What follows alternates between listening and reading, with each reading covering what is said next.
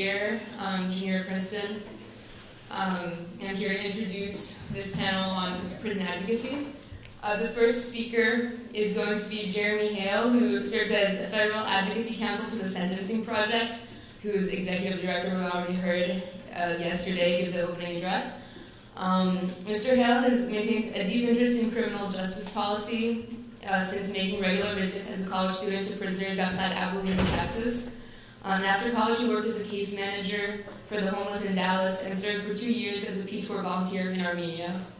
Mr. Haile served for almost 4 years on Capitol Hill, where he was legislative counsel to Representative Lloyd Doggett of Texas.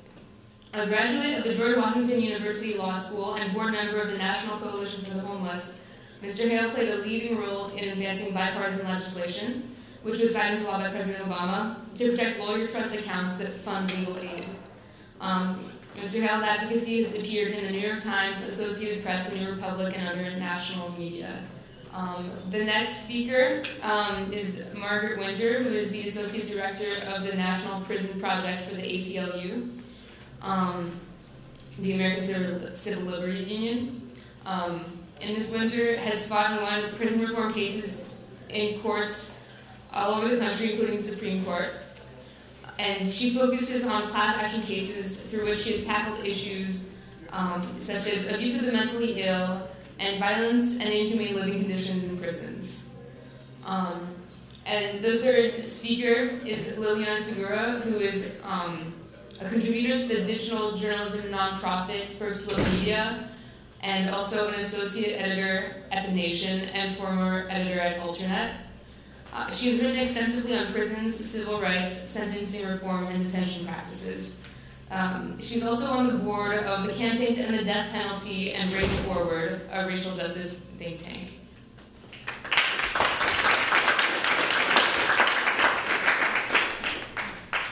So thanks for inviting me to join you today. I'm honored to share the stage with two great advocates, Margaret and Liliana.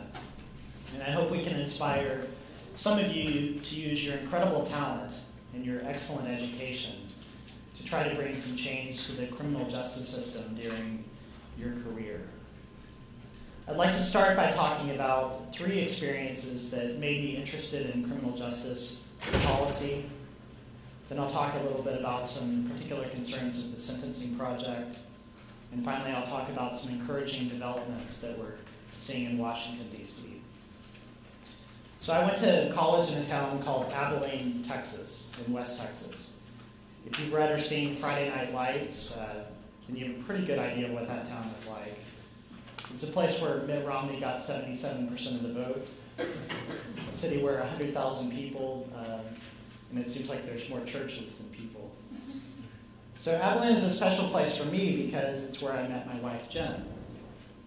And she married me thinking she was getting a future corporate lawyer. And now that we've been married 16 years and still live in a studio apartment, it's clear how wrong she turned out to be. But it's true, when I was 20 years old, I thought I was heading to Harvard Law School and a big apartment in Manhattan. I never got there, partly because I didn't have the LSAT score, but more importantly because I realized that the people I admired most in life weren't concerned as much with material success as they were with making a difference in the lives of other people. I realized the most important question in thinking about a career is not which one will pay the most or which is the most prestigious, but rather, what do you hope to accomplish in life? So the first experience that piqued my interest in criminal justice policy was walking into a state prison in Abilene, Texas. Like some of you, a friend of mine volunteered as a tutor there and asked me to join him for a visit. So I spent an afternoon in a large room with about 40 male prisoners. As I remember, the room was lined with bunk beds, and one wall had a long open bathroom along one side with no walls or curtains. There were black windows on the other side, and behind the windows were prison guards who monitored the room 24 hours a day. Most of the men there seemed to be about my age, and we talked about the same things I talked about with my college friends. sports, girlfriends. A lot of them wanted to talk about their faith. And I found all of this totally shocking and totally interesting and fascinating. So for about a year, I went back every week. And I learned that many of these people were not so different than me. And I realized that if they had had the same advantages and opportunities that I had had, that most of them would probably be in a very different place. One inmate I got to know well was named Jason. He was a young Latino man about my age who was serving a long sentence for armed robbery. And though he never carried a gun or never hurt anyone, he had gotten caught up in a bad crowd and was doing some bad things. Maybe he wasn't willing or able to give prosecutors information in exchange for a shorter sentence. And when he was taken away to prison, he left a young daughter at home. Jason eventually got out, but others were not so lucky, and some of them are probably still there, nearly 20 years later, wasting their lives away. So the second experience I had was working as a case manager with homeless people in Dallas. My job there was to help people get a job and a place to live, health care. This was easier said than done. I saw that homelessness was often caused by untreated mental illness, basically by the failings of our institutions. And I saw a vicious cycle that sometimes included drug abuse and incarceration and release without any help for reentry. Sometimes it seemed like the police would pick people up just for being homeless and take them to jail. They'd be released, and the cycle would repeat. Even for those individuals fortunate enough to have an attentive case manager, they could be denied food and work and housing benefits, government benefits, and voting rights because of a single criminal conviction. So the third experience I had was serving as a Peace Corps volunteer in Armenia, a former Soviet republic in the Caucasus to the east of Turkey. My primary assignment was teaching English to young Armenians in local schools. My secondary assignment was to drink as much vodka as humanly possible. And they called it community development, but it mainly meant taking a bunch of shots with Armenian men. But in Armenia, I learned how hard it is to change the world. Armenia is a 2,000-year-old country where nationalism and conformity are valued over tolerance and freedom. It's a place where the past is more important than the future and that the dead are esteemed over the living. It's a place where victims of crime have no recourse to the police or to the media unless they are rich or have connections. And fear and corruption and hopelessness discourage political participation. It's a difficult place to be. So my experience in Armenia taught me, other than how to consume gallons of homemade vodka, that while we have an imperfect democracy in the United States, we do have opportunities for progress that are not available in some other places. Change is very hard here, but through persistent advocacy, I believe it can be achieved. So at the Sentencing Project, we are concerned with excessive incarceration, with racial disparities in the criminal justice system, and with the invisible punishment that continues even after a prisoner is released. You know the numbers. Since the launch of the war on drugs 3 decades ago, the number of federal prisoners has doubled and more than doubled again. So today, half of federal inmates are behind bars for a drug offense. Half. Few of them are kingpins of the drug trade. A majority are people of color, even though people of all races use and sell drugs at roughly the same rate. As the house I live in brilliantly showed, in some ways our mass incarceration problem is actually a race problem. There are racial disparities at every stage of the criminal justice system. It begins with police enforcement. So for example, in New York City, more than 80% of people arrested for marijuana possession are Black or Latino, even though white people use marijuana at a higher rate. And then prosecution, where Blacks are more likely to be charged with offenses that carry mandatory minimum penalties.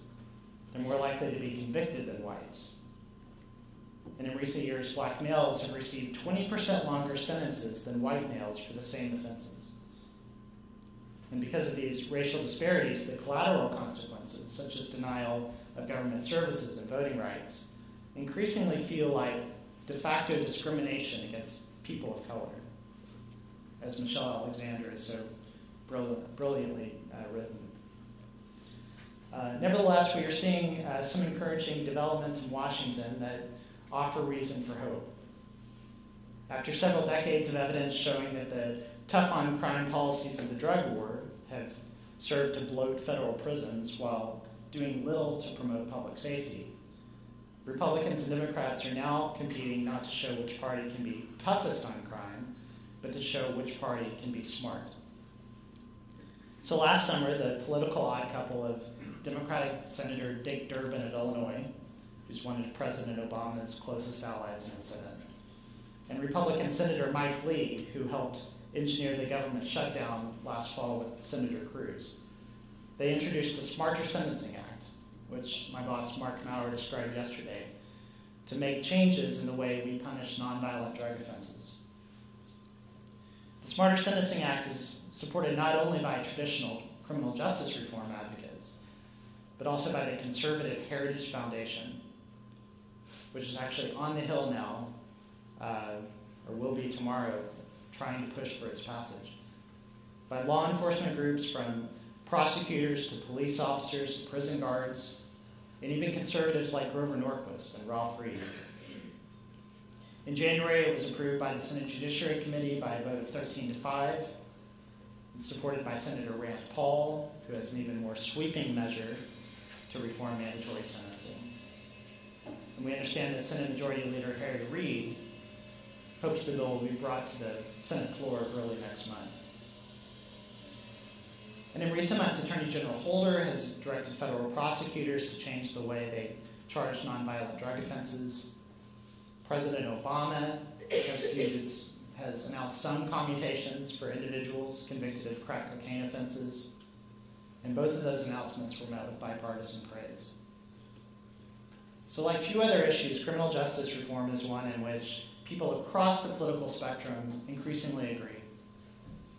A new Pew survey just out this week shows that 2/3 of Americans favor treatment to incarceration for nonviolent drug offenders. But even if we're able to achieve the modest reforms in the Smarter Sentencing Act, we will have a very long way to go.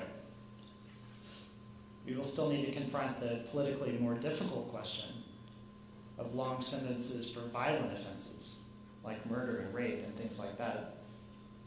We'll need to increase support for diversion from incarceration, for people in need of substance abuse and mental health treatment. We'll need to shift resources away from prisons and invest them in communities. And we'll need to remove the barriers that keep people from safely re-entering society after serving time in prison. In short, we'll need a political and a policy sea change based on evidence and compassion and racial justice.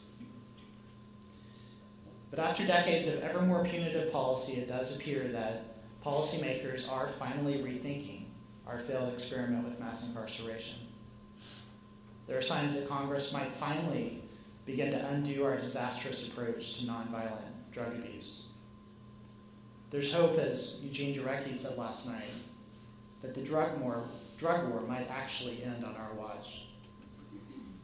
So for you students, I hope you'll use your time at university and beyond to think about ways that you can help change the criminal justice system and the world for the better. If you and I don't do that, then who will? Thank you.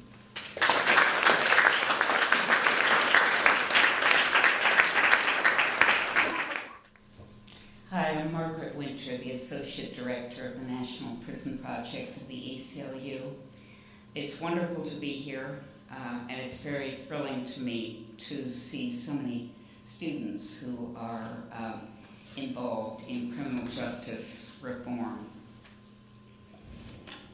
During my 20 years with the National Prison Project, I've worked on almost every issue relating to prisoners' rights and over-incarceration.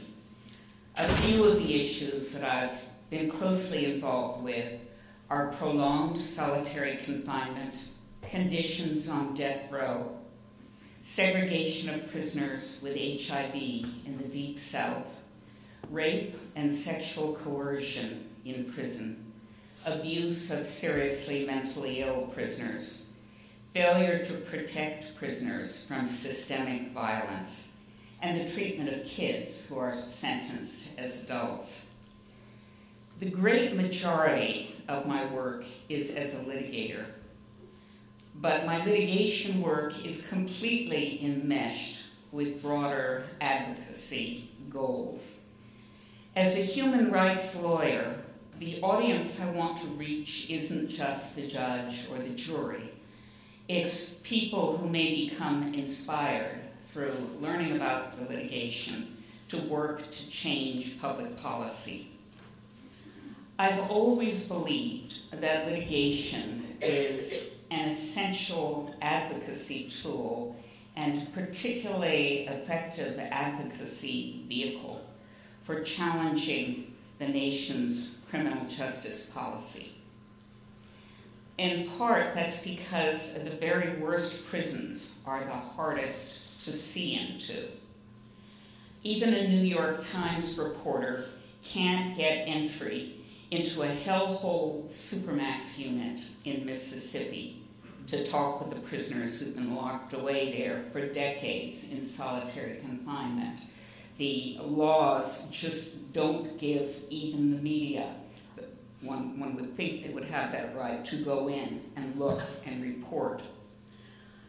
But a lawyer with a civil rights class action case about the conditions of confinement in that prison can get a court order and walk right into the heart of that darkness and explore every corner of it, and can share with the press what we find there so that the press can share it with the world. And that's, I think, an aspect of that attracted me to being a lawyer.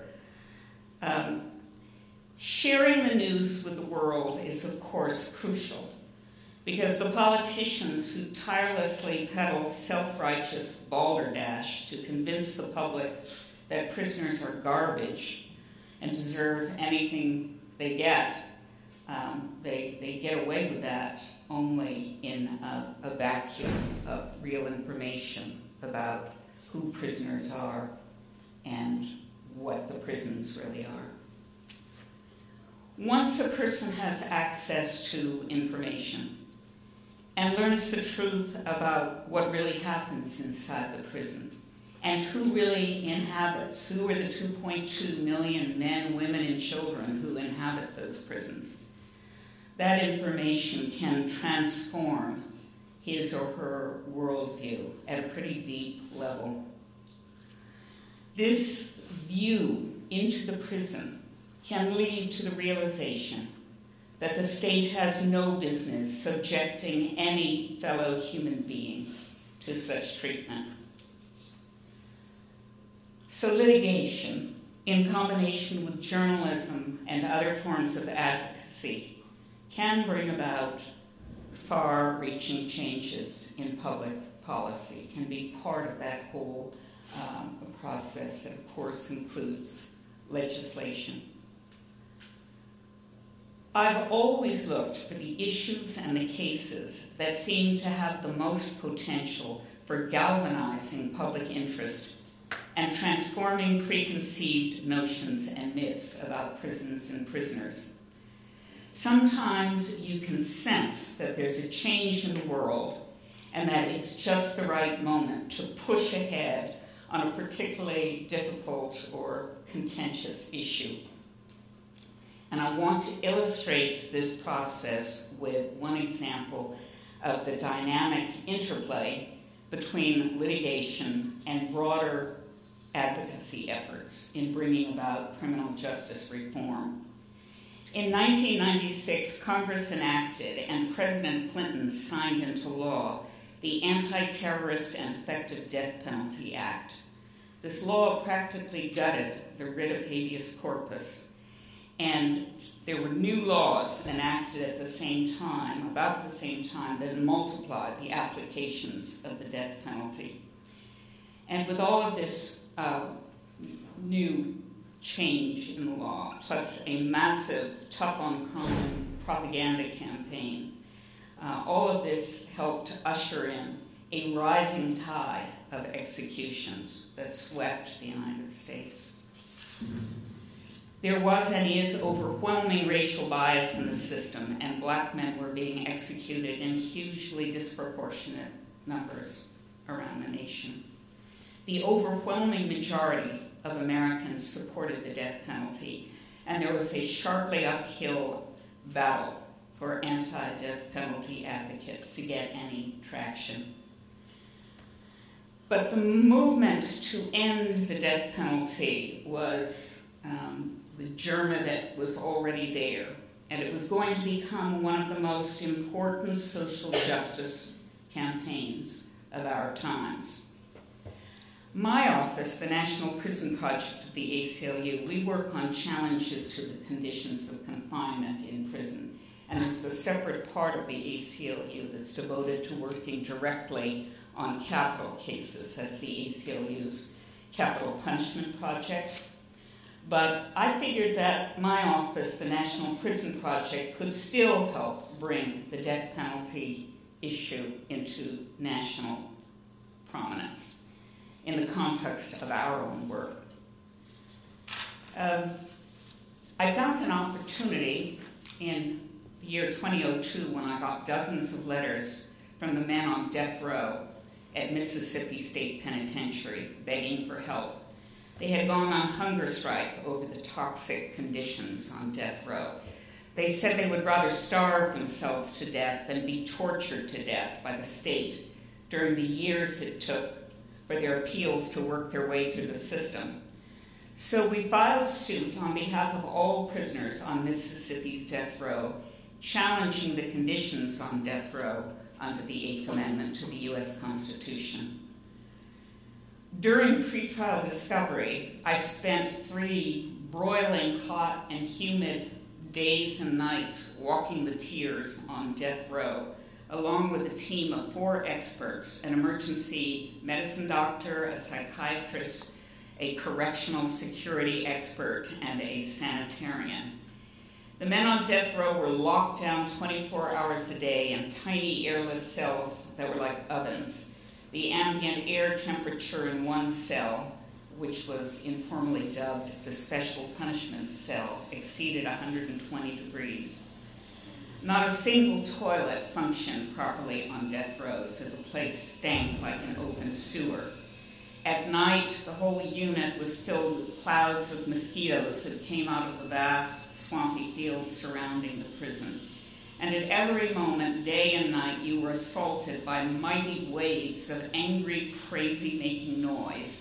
Iron doors slamming, guards barking orders, and above all, men sobbing, shrieking, babbling, the sounds of dozens of prisoners with untreated psychosis. It was like living in a nightmare from which there was no waking up. We put on our trial and the evidence, especially the testimony of the prisoners themselves and the testimony of plaintiffs' expert witnesses, was very powerful. And our psychiatric expert testified that the combination of the toxically harsh and inhumane conditions in Unit 32, combined with the profound solitude, the relentless isolation, monotony, and isolation, and the lack of mental health treatment, made prisoners, even those prisoners who were sane when they entered death row, become mentally ill, and prisoners who came in with mental illness to develop such profound psychosis to go around a bend from which they would never return.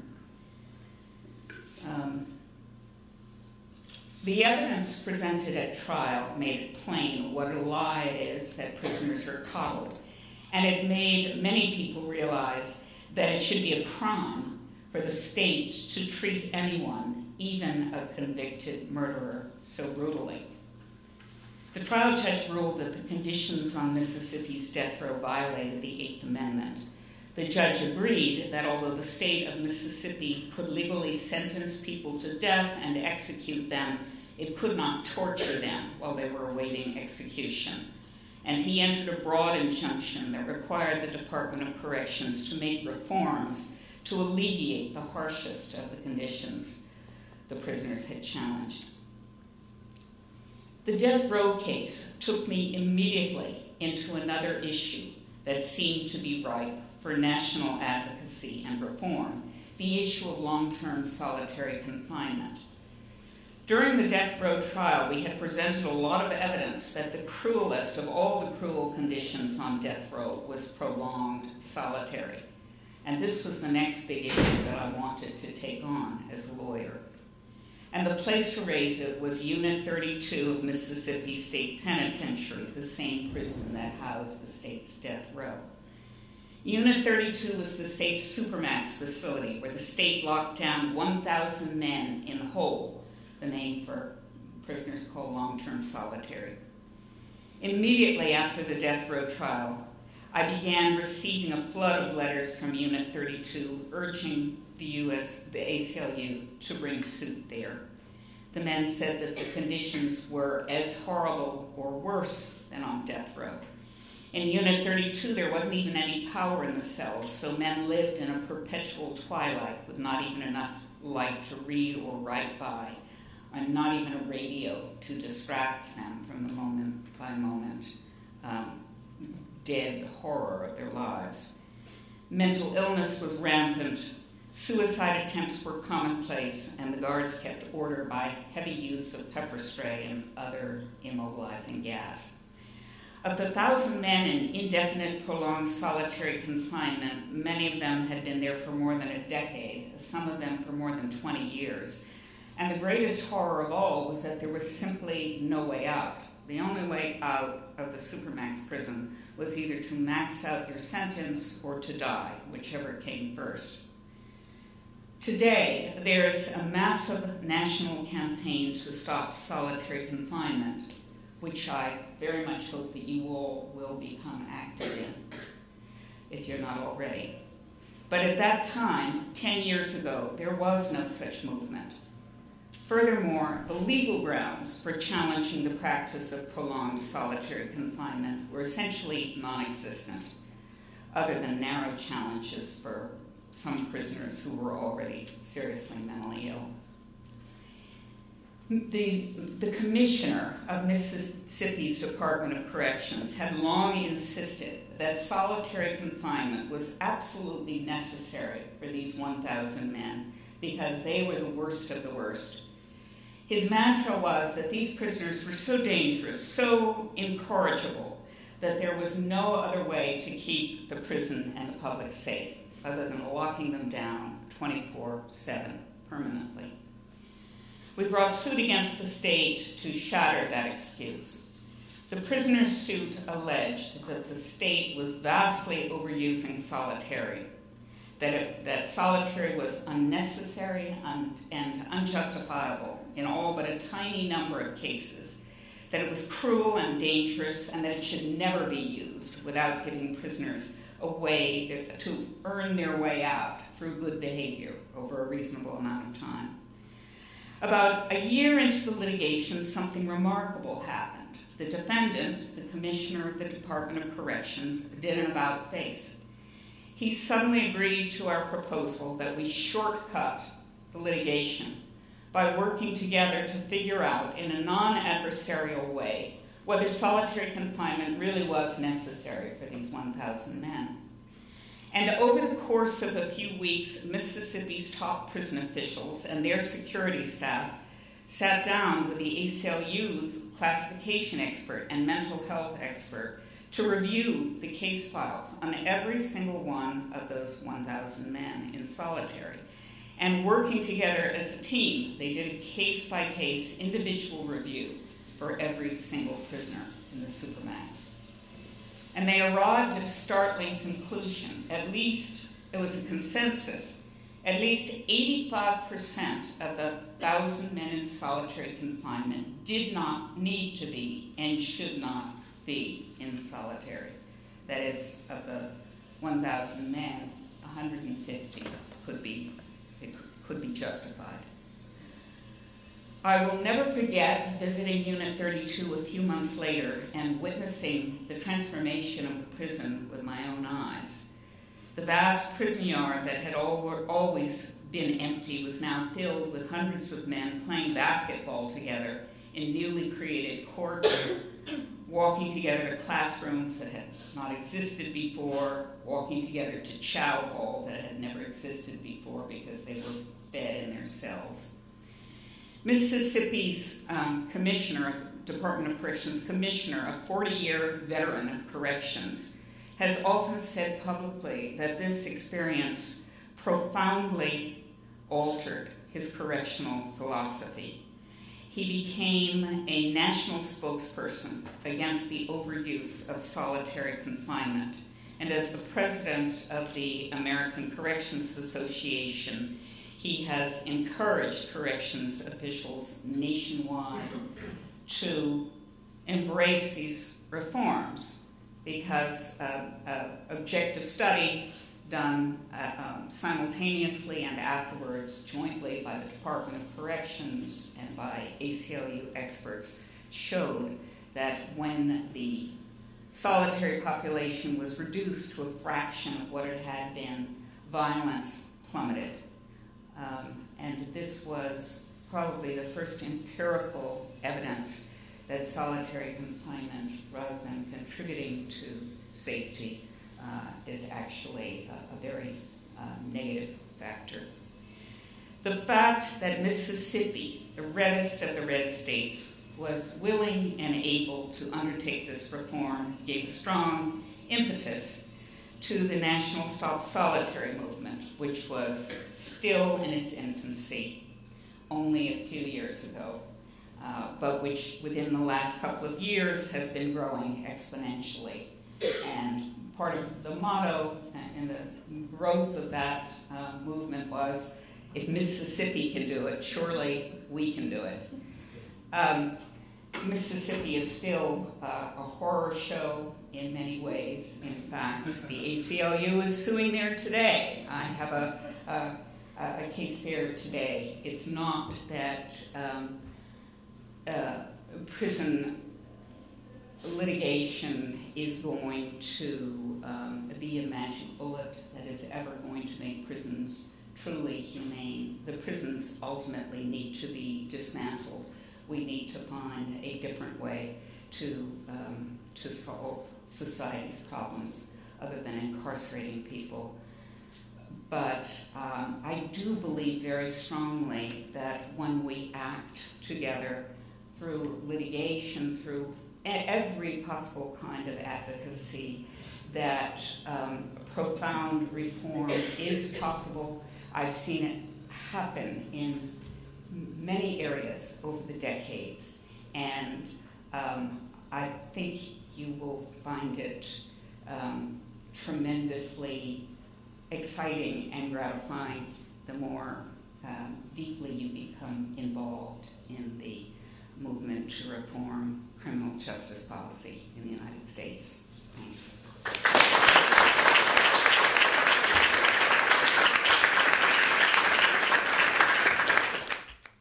I wanted to thank you guys for having me, and also for putting me together with two awesome speakers whose work and whose institutions I rely on in my work all the time. I can't count the number of times that I've relied on the sentencing project or on the ACLU to tell the stories that I want to tell, to get the data that I need to back up my stories. I especially appreciate, Margaret, you're walking through some of that history because it makes me realize how important knowing that history is, even just for myself. And I feel like I've been doing this work, relatively for a long time myself, although I don't bring the sort of institutional history and knowledge that you do. So thank you for that. I wanted to tell you guys a little bit about how I came to this issue. And being on a college campus really kind of takes me back. It makes me feel a little bit old. But I was a college student myself when, I grew up, as I imagine a number of you did, relatively privileged, didn't really have reason to think about the criminal justice system, hadn't really had any connections to the system, didn't know anyone who was incarcerated. And I had sort of my politics and my sense of sort of what justice was, but it wasn't something that occupied my mind. I went to college. I knew I wanted to be a journalist. I knew I wanted to write, but I don't know that I really had anything specific that I was sort of passionate about. And it really wasn't until my senior year in college that two things happened, and they're intertwined. That completely shifted the way I thought about politics and justice and the world in general. The first was I was a senior. I went to Barnard College, part of Princeton University, and I was a senior in 2001 when the 9/11 attacks happened.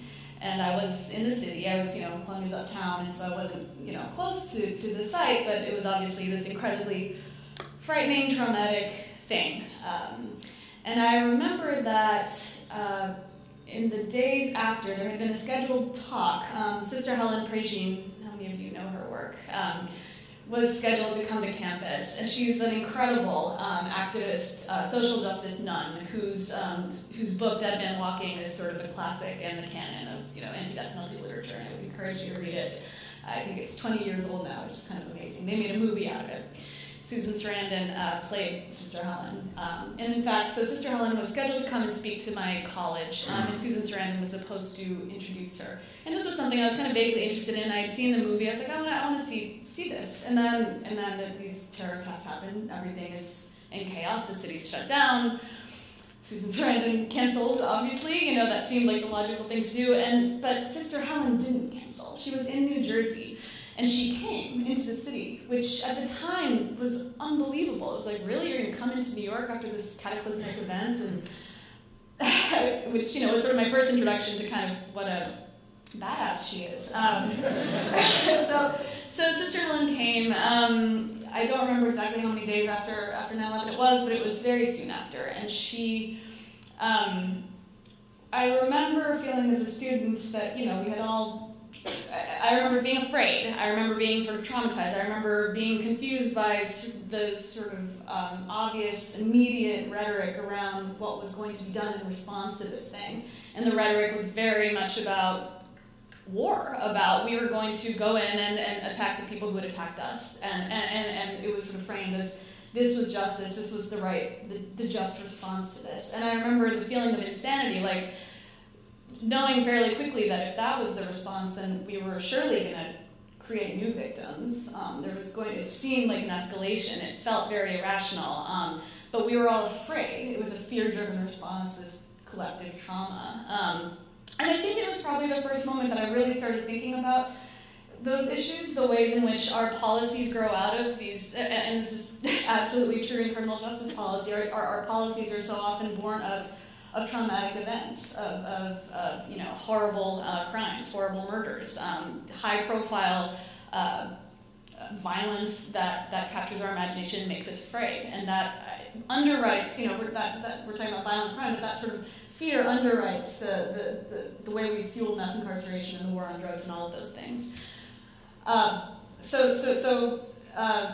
To back up, Sister Helen came to my college. She gave a speech that now I've sort of heard a number of times, but which at the time was so powerful and so life-affirming. And in this very sort of vulnerable moment for me and my classmates, I think, she sort of suggested that maybe justice doesn't have to be, about revenge or bloodshed or war or violence in response to violence, that maybe there was a different way to think about it. And for whatever reason, that really spoke to me, and I felt I wanted to get to know the people who had brought her to campus. And I don't remember who organized the event exactly, but after she spoke, there was a tabling. A number of student groups had set up tables, and one of them was this group that campaigned to end the death penalty. And I picked up some literature. I recognized some women from my women's studies class, and I kind of said, I'll go to your next meeting. And the next meeting, or the next public event that group put on, I would say is the second sort of thing that happened in my senior year of college that sort of politicized me around this issue. And it was a public meeting, and it was called Live from Death Row. And it featured an exonerated prisoner from Illinois named Darby Tillis, who had spent years on death row for a crime he didn't commit. I think he was the first exoneree from Illinois. And then it featured, by phone, a man who was on death row in Illinois. And this is something that was sort of remarkable that this group was doing in sort of different parts around the city, and it was inspired by this very famous prisoner, Mumia Abu-Jamal. It's a different story, but they were setting up these events where prisoners would call in from death row and tell their stories. And just to even hear a person, call in from death row and to hear that human voice and to just kind of overcome this abstract notion of who a death row prisoner is was really moving on its face. But then when he started to speak and he started to describe what had happened to him, I was just completely blown away. This was a guy who had been, he was a black man from the south side of Chicago. He had brought into a police station, accused of a crime he did not commit, interrogated, and then brutally tortured to the point where he gave a false confession to this crime that he did not commit. He ended up on death row. And that sounded crazy, except for that I came to find out through the course of this event and the course of sort of following up and reading that he was not the only guy who had experienced this, that in fact in the city of Chicago, beginning in the late 70s and into the early 90s, we don't know how many, but more than 100 African-American men were dragged into police stations under the command of a corrupt, racist police commander named John Burge, and tortured in unspeakable ways. I mean, some of them were electrocuted. They used this kind of Vietnam-era black box that was had electricity running through it, and they would use alligator clips and clip them to the prisoners' ears. They were suffocated with typewriter bags. They had guns pointed to their heads and played Russian roulette. Stuff that, as I listened to these stories as a college student, having never really thought about the criminal justice system, I didn't understand why I'd never heard about this before. I couldn't understand why, okay, it was a story in Chicago, but why wasn't this a national scandal? How wasn't this on the front page of the newspaper? Why didn't I know? And the kind of moral outrage I felt and the shock of it sort of made me realize very quickly that these were stories that needed telling, and that these were the kinds of stories I wanted to try to tell. And so that kind of set me on the course. I mean, I often say that I came to journalism as an activist, and that's absolutely true. It was because of activists that I learned these stories, not because these stories were being printed in the newspapers. And so that kind of has always informed the way my approach to this stuff. I'm trying to just do a time check before because I don't want to take up all our time. But so fast forward a little bit. I stuck with the campaign to end the death penalty. I sort of very quickly became a committed sort of activist around these issues. Decided that I wanted to go into journalism. Never thought of journalism as somehow in tension with activism, but rather sought out places where I could do journalism that felt like advocacy journalism. And there's a very interesting debate right now about the role of advocacy journalism with a point of view versus sort of objective journalism that's a more traditional thing. If you guys have questions about that, I'd be glad to share my thoughts. But I ultimately ended up doing an internship at The Nation magazine. I think in large part I got that internship because I had a sort of proven interest in issues of justice and sort of learned from there how to tell stories in a way that could not only convince people about the problems within the criminal justice system, but humanize prisoners, crucially, bring those voices in the same way that the Life from Death Row brought voices in, so that these concepts weren't about statistics or abstract sort of realities that we kind of got filtered through different ways, but that you could hear directly from a prisoner. And I, at different points in my career, I've had opportunities to be inside prisons, to visit prisoners, to forge access. But as Margaret said, there are a lot of limitations to that in journalism. And so there have been times that I have just visited prisoners upstate in New York, lifers, just for the sake of visiting, not with necessarily an assignment, but just to have that kind of access and to see it up close and to remember what it is for a person to be incarcerated. Because I think that if you're a journalist covering these issues or you're trying to tell these stories, you have to find a way to get in. You have to find a way to you have to know what you're talking about, at least to be able to explain to a person, even just what the basic experience of prison is, of visiting a prison, of families going into these visiting rooms, and all of that. So I have since left The Nation magazine. I wrote a few stories there that I'm proud of, but I now have an opportunity to build a new site from scratch, and I'm sort of in the thick of doing that. Again, it's a kind of form of advocacy journalism. I'm going to be putting together the criminal justice coverage there with a great team of people, and I hope to continue to sort of tell the kinds of stories that maybe aren't being told. Although I will say that I think we're in a really interesting moment right now. In general, politically, as you identified, sort of bipartisan energy around reform. It's kind of amazing to see. But also in journalism, there's new outlets. I mean, there's always the internet. The internet has completely, vastly expanded the places where you can go to find these stories, where you can actually hear from prisoners directly also, because there are amazing groups like Solitary Watch.